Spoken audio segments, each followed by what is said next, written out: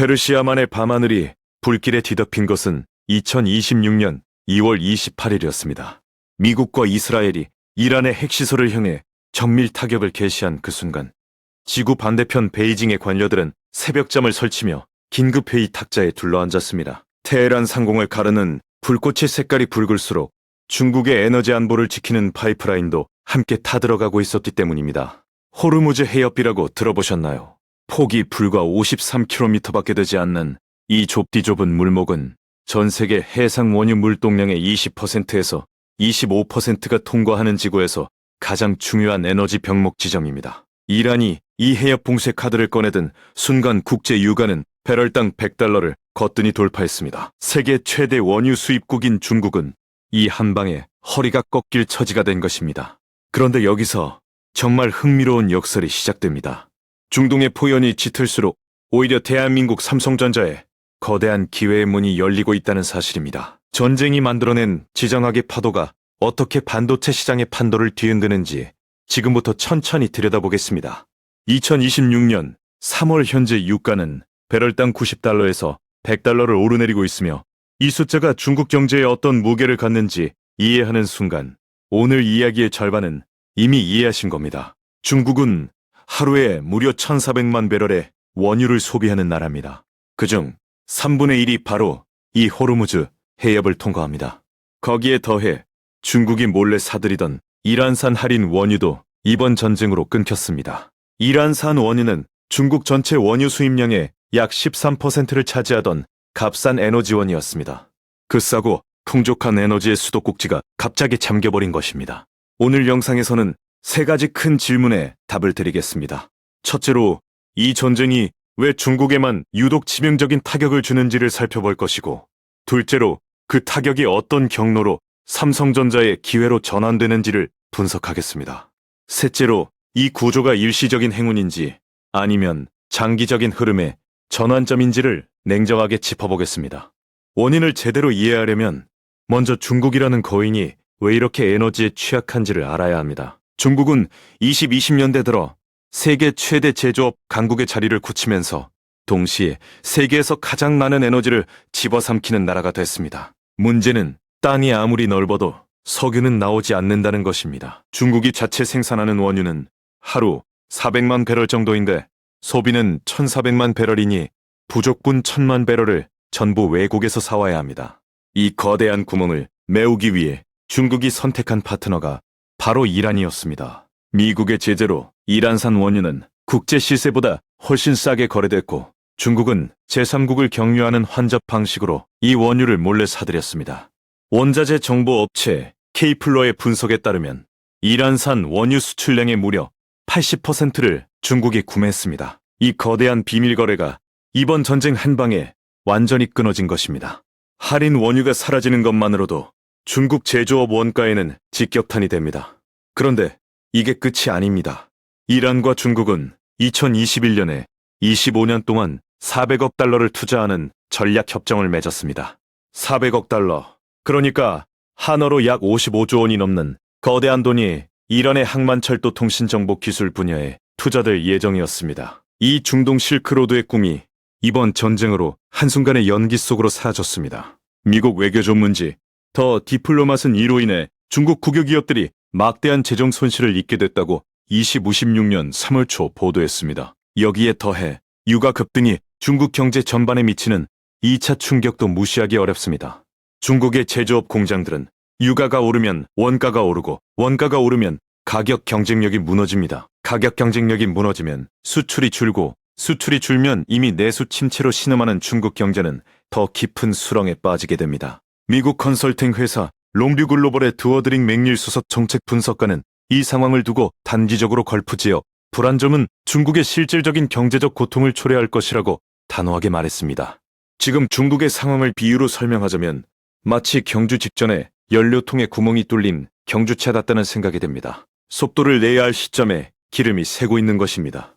그렇다면 중국의 고통이 어떻게 삼성전자의 기회로 연결되는 걸까요? 이 연결고리를 이해하는 것이 오늘 이야기의 가장 핵심적인 부분입니다. 첫 번째 연결고리는 반도체 공급망의 재편입니다. 이란 전쟁이 일어나기 훨씬 전부터 미국은 중국 반도체 산업을 옥죄는 제재 정책을 이어왔습니다.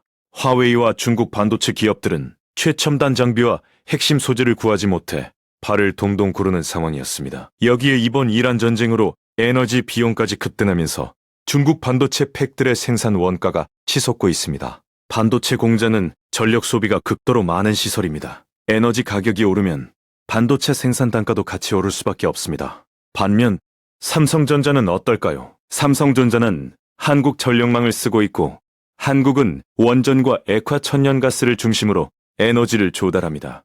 중동 의존도가 중국보다 훨씬 낮습니다. 이 구조적 차이가 에너지 위기 국면에서 삼성전자와 중국 반도체 기업 간의 원가 격차를 더욱 벌려놓습니다.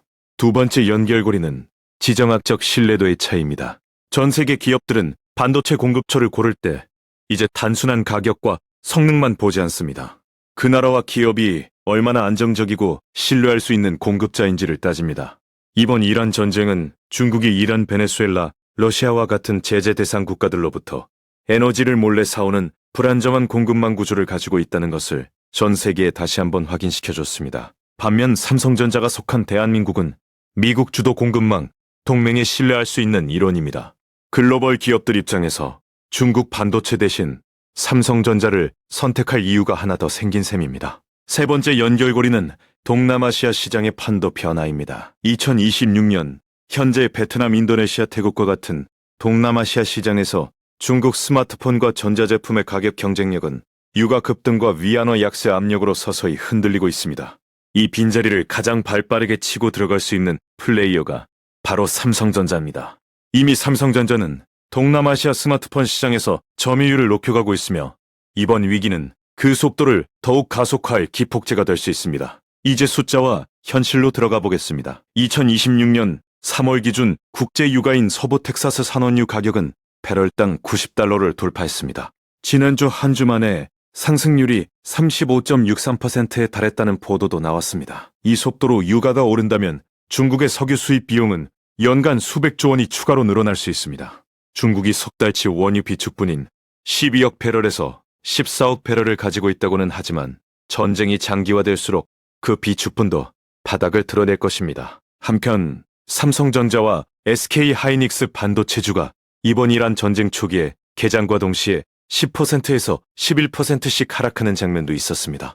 공급망 불안과 중동 시장 수요 감소에 대한 단기 공포였습니다. 하지만 전문가들은 이 단기 충격을 넘어선 중장기 구조 변화에 주목해야 한다고 말합니다. 2026년 삼성전자와 SK하이닉스의 합산 영업이익이 300조 원을 돌파할 것이라는 전망이 여전히 유효한 이유가 여기에 있습니다. 중국 반도체 기업들이 에너지 비용 상승과 미국 제재의 이중 압박에 시달리는 동안 삼성전자는 차세대 인공지능 칩 수요를 조용히 흡수하고 있습니다. 현실에서 벌어지는 사례를 하나 더 보겠습니다.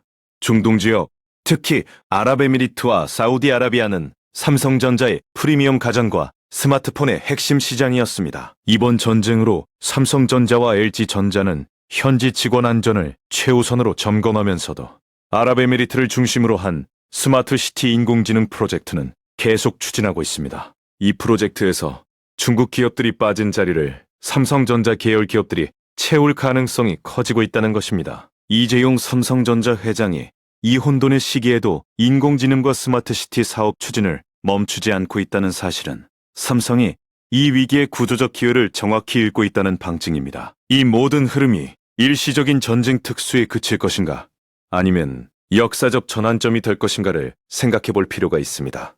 역사를 돌이켜보면 큰 지정학적 위기는 항상 공급망의 장기 재편을 불러왔습니다. 1980년대의 오일 쐐크는 일본과 독일 자동차 산업을 세계 정상으로 끌어올렸습니다. 2000년대의 미중 무역 갈등은 베트남과 인도를 글로벌 제조 허브로 부상시켰습니다. 그리고 2026년 이란 전쟁은 중국 중심의 기술 공급망에 균열을 내면서 삼성전자와 대만 기업들이 주도하는 새로운 질서의 토대를 더욱 단단하게 다지고 있습니다. 물론 장밋빛으로만 볼 수는 없습니다. 삼성전자 역시 반도체 생산에 필요한 희귀 소재 일부를 중동 지역에서 조달합니다. 전쟁이 장기화되면 삼성도 공급망 압박에서 완전히 자유로울 수 없습니다. 유가 급등으로 한국 경제 전반이 침체될 경우 매수 시장도 위축될 수 있습니다. 그러나 상대적으로 보면 중국이 받는 타격의 깊이와 넓이가 한국이 받는 타격보다 훨씬 크다는 것은 부인할 수 없는 사실입니다. 중국이 이 전쟁에서 단기 충격과 장기 구조 변화라는 이중의 고통을 받는 동안 삼성전자는 이미 이 국면을 대비한 공급망 다각화와 차세대 기술 투자를 지속해왔습니다. 마지막으로 이 이야기가 우리에게 주는 메시지는 무엇일까요? 세계의 위기는 언제나 어떤 이에게는 절망이 되고 어떤 이에게는 기회가 됩니다. 페르시아만의 불꽃이 꺼질 그날 지도 위에 새로 그어질 공급망의 선이 어디를 지날지 지금 이 순간에도 그 선은 조용히 움직이고 있습니다.